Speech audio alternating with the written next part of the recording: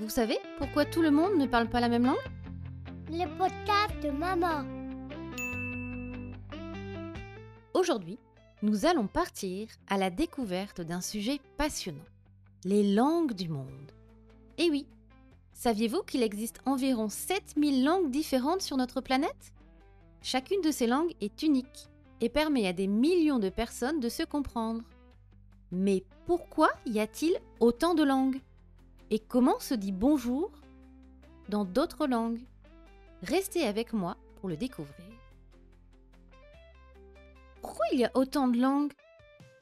Il y a très longtemps, les gens vivaient dans des petits groupes dispersés à travers la planète. Comme ils ne voyageaient pas beaucoup, chaque groupe a développé sa propre manière de parler. Petit à petit, ces langues sont devenues différentes selon les régions.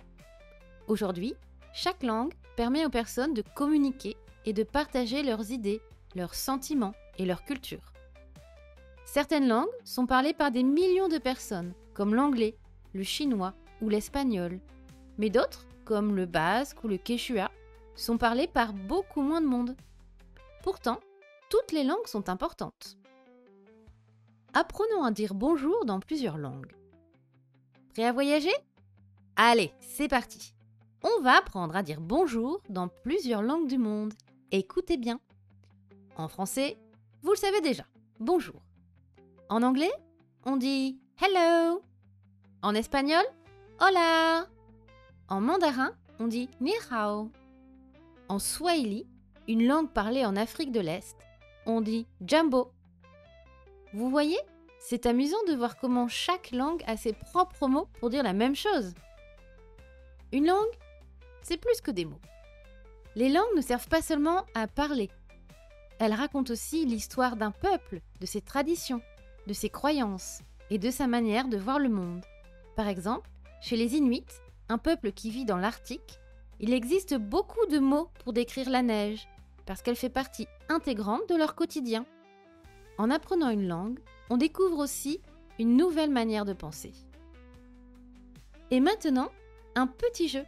Je vais vous dire quelques mots dans une langue et vous devez deviner ce qu'ils signifient en français. Vous êtes prêts? Gracias. Un indice, c'est de la langue espagnole. Arigato.